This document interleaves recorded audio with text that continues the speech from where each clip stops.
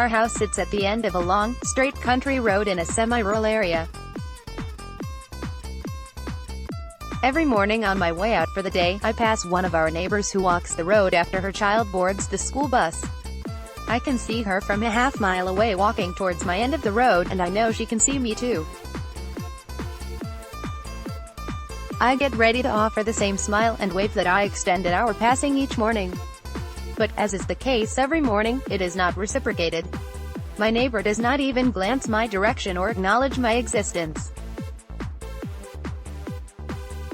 I know she hasn't simply missed my passing. I am the only other human being within a mile radius. Yet to her, I might as well not exist at all.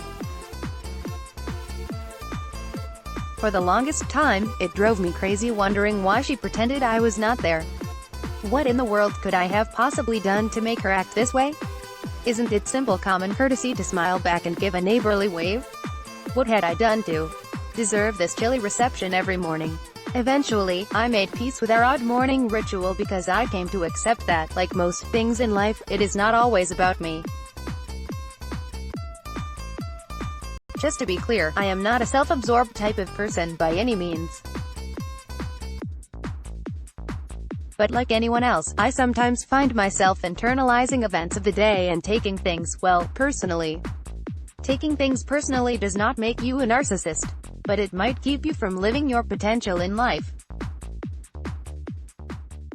The term narcissistic is thrown around a bit too liberally in our society these days. Lately, it is used just as often to discredit the opinion of someone who thinks differently from us as it is to describe anyone with a selfie stick. I don't think that most people are narcissists, but I do think we can get caught up in worrying about what other people think to the point that we stop living our lives authentically, to live a joyful life, except that things are not always about you. If scientists are ever able to pinpoint the exact center of the universe, odds are, you are not it. Here are the top 5 times when things are almost never about you and what you can do about it to live a more joyful life. 1. When you aren't noticed. Sometimes you might feel invisible. But this feeling is actually a fear that you don't matter, or a fear that you don't belong. Combat this destroyer of your self-esteem by remembering that the other person might have something bigger going on that is monopolizing their energy right now. Most people are too busy thinking about what's going on in their world to have the time to worry about someone else's. If you are simply feeling lonely, make plans with a friend and be sure to choose an activity that gives you both plenty of time to connect with each other and share what's going on in your lives. 2. When you're wondering what you did to make someone else act a certain way. Your friend didn't return your call or answer your email. Now you are racking your brain to figure out why they are ignoring you. But chances are, it's because of something going on in their life, and has nothing to do with you. And even if they are, in fact, ignoring you on purpose, that's still about them. Let it go. It's their job as a mature individual to communicate what's bothering them, not yours to try to read their mind or pry it out of them. 3. When other people can't accept when you have to offer. Don't make the mistake of assuming that what you have to offer is what someone else wants or needs right now. Just like someone else can't tell you what's right for you, it's not your job to decide what other people need either. Keep sharing what you have to offer with the world, and be confident that the right people will pick up what you're putting down at the right time. 4. When someone won't acknowledge you or give you credit. It never feels good to be taken for granted, but remind yourself that someone else's inability to sing your praises does not minimize your contributions or achievements.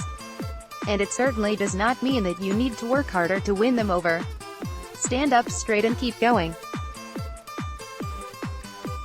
Defining your value and worth by someone else's actions, and seeking validation of such, is the very definition of people-pleasing. This is the opposite of living authentically and will only serve to rob you of the joy of being who you really are. 5. When someone is rude or critical. People who criticize you or try to cut you down are only projecting their own envy, failures, vulnerabilities and fears onto you. Tune it out.